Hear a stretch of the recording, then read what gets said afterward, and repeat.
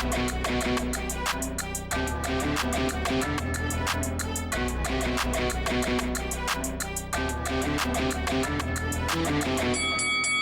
guys, welcome to Boxing Squared for boxing news and views from around the internet. The 2016 Olympic champion Tony Yoka has got his career back on track to some extent, grabbing his first win in 3 years, fighting Amine Boucetta in his first fight out of France, and Yoka stopping Boucetta inside 4 rounds. So this was in London at the Tollworth Recreation Centre on a Black Box Global card. So Yoka looking to resurrect his career, and his new coach, Don Charles, has spoken about a resurrection for Yoka and a win here inside 4 rounds. So as you can see here, Yoka with his hand raised. This is from the fight as well, posted by Black Box Global, which is run by Dean White, aka Lamar Scott.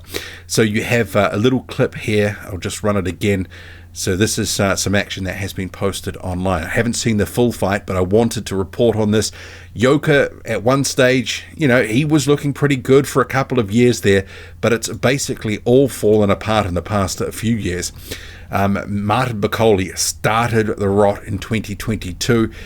Yoka fought scared. He was trained by Virgil Hunter at that point in time. Hunter is now gone after some recent losses. He lost to Carlos Takam, and in some of these they almost tried to rob Bacoli and Takam, and he also lost to Riyad Murhi. We've since seen Murhi against Jared Anderson, and Murhi did not want to know. So where is Tony Yoka? Where is the level at? It really is hard to know right now. Amine Boucetta is an absolute journeyman, record of 8-15, not currently updated on BoxRec at the time of recording this video, so that must have fallen down. This is a pretty soft touch, but Yoka needs to do something different. I think a lot of us have been saying for some considerable time he needed to get out of France. He needed to sort of spread his wings. At one point, he was looking to do so. He signed a co-promotional deal with Top Rank. It looked like he was going to the United States and to fight, but then the pandemic and plans changed. We've since seen him lose those 3 times, but he's fought at some of the biggest venues in France, at Roland Garros, for example, where they obviously play the tennis Grand Slam, and now he's at the auspicious Tollworth Recreation Centre in London. So I guess you could say after 3 losses, how the mighty have fallen. Tony Yoka has really sort of, his career has ebbed away in recent years, and now they're looking to get it back. So you do have a case with Tony Yoka saying that he is going to be back on December the 7th. So this one here, this post, a setback is a setup for a comeback. That's what Black Box Global posted.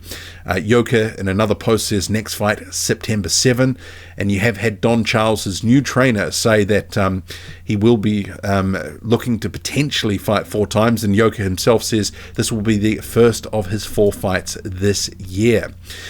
So you've got a case with Yoka preparing for this fight in Charles's gym. You can see the Daniel Dynamite Dubois poster in the background. So Charles and Yoka working together now. I think the Hunter link-up just didn't work. Yoka in recent years had been a little bit too timid, but I guess there is the question of heart. When things get tough, Tony Yoka doesn't really sort of put it all on the line. Didn't want to go out on a shield, didn't really want to mix it with Bacoli or even Carlos Takam. Obviously at this point, or to this point in his career, Yoka has very definitely been an on-top fighter. But when things haven't gone his own way, he's just basically not looked for a way out, but he hasn't necessarily looked to really try to sort of change things and win fights with aggression. They are talking about a potentially new aggressive style for Tony Yoka. As you can see here, this is after the fight with Dean White, aka Lamar Scott, Don Charles and Tony Yoka. So we'll have to see what this new link-up will bring for Tony Yoka. Is he going to get any better? Is this going to lead to something?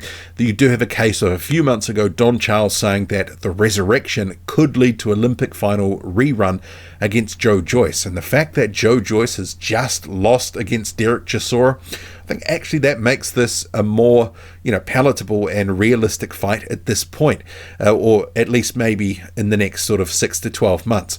I could see that happening because both of them probably need each other, to get to a potential next level in the heavyweight division, given, the recent losses in their performances.